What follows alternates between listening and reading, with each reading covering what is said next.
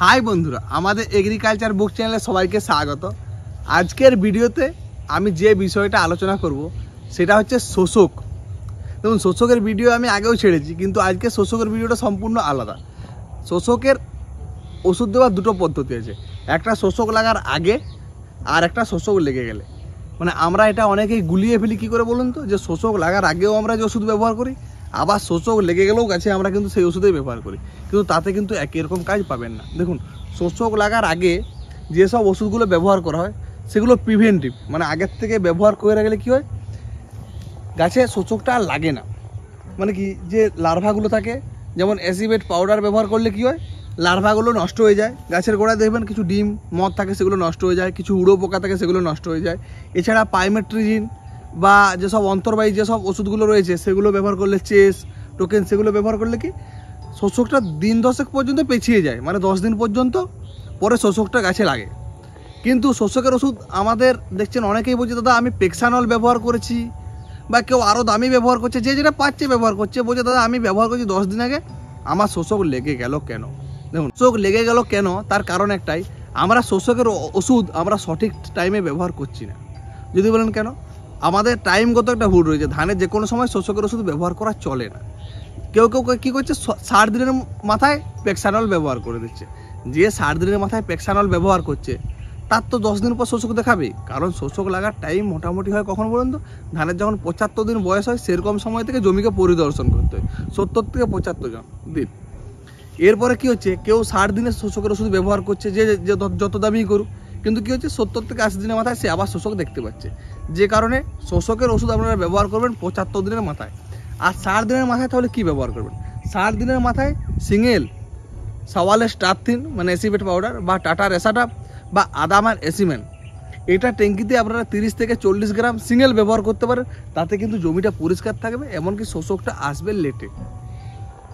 এটা শোষক লাগার আগের ওষুধ, ঠিক আছে? শোষক লাগার আগে এগুলো ব্যবহার করুন। এরপর শোষক লাগার আগে এরকম টাইপের নানা রকম ওষুধই আছে, কিন্তু সেটা যদি আমরা সঠিক টাইমে ব্যবহার করতে পারি তাহলে কাজটা ভালো হবে। এরপর দেখতে পাচ্ছেন যে শোষক লেগে গেছে।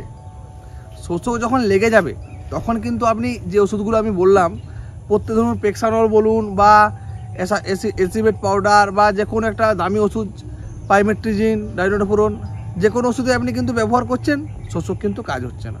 তখন কিন্তু অনেক চারদিক কিন্তু ঝেঁকে গেছে। ওষুধ আপনি যখন উপরে ব্যবহার করছেন, ওষুধ কিন্তু গাছের গোড়াকে আর যাচ্ছে না।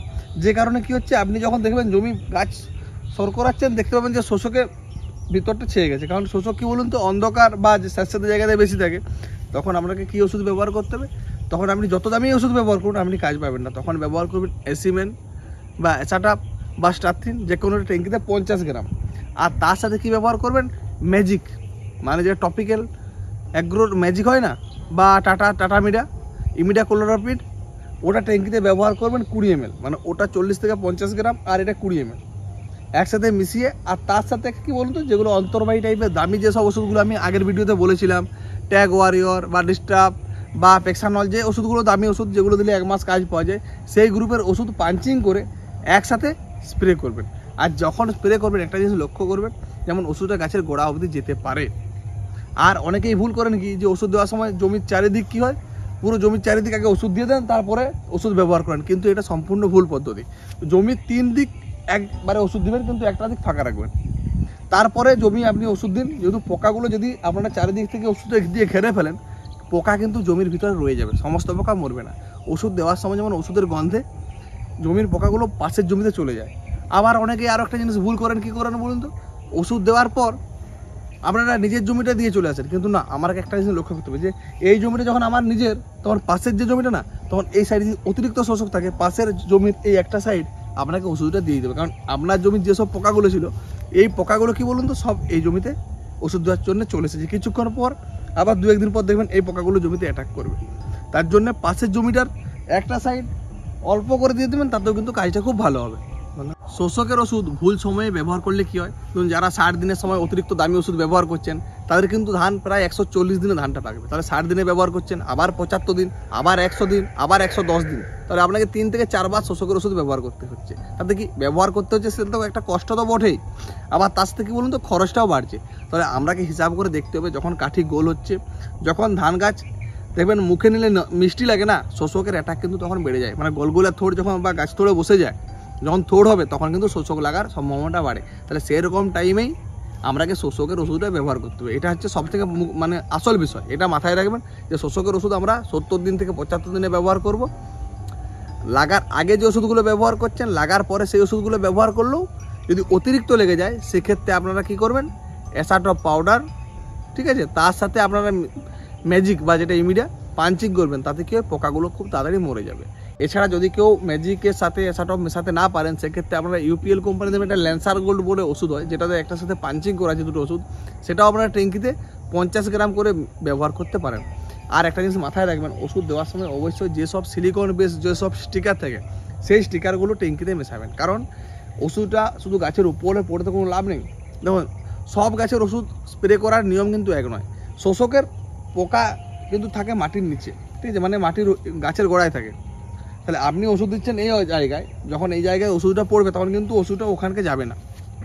মাটিকে যাওয়ার জন্য আপনি কি করতে হবে, যে সিলিকন বেস যেসব স্টিকার খুব কুইক কাজ করে, 5 সেকেন্ডের মধ্যে ওষুধটা হয়তো গাছের গোড়ায় চলে যাবে, সেই রকম ওষুধ স্টিকার ব্যবহার করবেন। তাতে কি হয়, গাছের গোড়ায় ওষুধ চলে গেলে পোকাগুলো কিন্তু সব মারা যাবে। আর শোষকের ওষুধ ব্যবহার করার সময় একটা জিনিস সবাই খেয়াল রাখবেন, শোষকের ওষুধ ব্যবহার করলে আপনারা যখন দেখবেন সকাল 8টা থেকে 9টা বাজবে, যেরকম সময় দেখবেন গাছে অল্প পরিমাণে শিশির রয়েছে, ঠিক আছে, হালকা ভেজা, এই সময় ওষুধটা ব্যবহার করবেন, যাতে ওষুধটা পড়ার মাত্রই গাছের গোড়াকে চলে যেতে পারে।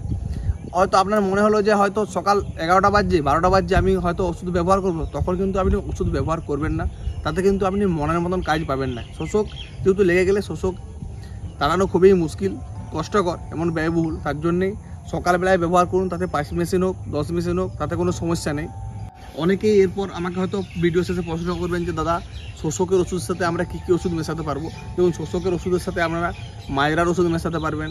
এছাড়া আপনারা ঝলসার বিম, পপিকোনাজল বা গ্যালিলিও সেন্সা বা ফিলিয়া যে কোনো ওষুধ মেশাতে পারেন, কোনো সমস্যা নেই। গাছের গোড়াগুলো ভালো করে পরিদর্শন করবেন, ঠিক আছে, তাহলে তলেই দেখতে পাবেন যদি পোকা থাকে না, পোকা পরিষ্কার কিন্তু লক্ষ্য হবে। পোকা না থাকলেও তার মদটা বা যে সাদা সাদা ডিমগুলো হয় না, সেগুলো গাছে কিন্তু দেখবেন চিটে থাকবে। অনেকেই একটা ভুল করে থাকেন যে জমির দেখুন এই যে পাশের যে গাছটা আছে না, আমরা এই গাছটা চারদিকে দেখছি, দেখুন কোনো কিছু সমস্যা নেই, গাছের গোড়া কিন্তু খুব পরিষ্কার, তার মানে কি আমি নিশ্চিন্ত হলাম আমার জমিতে কিন্তু শোষক নেই। কিন্তু এরপর যদি আমি জমির ভিতরে যাই, তখন কিন্তু দেখবেন অবস্থা কিন্তু আলাদা।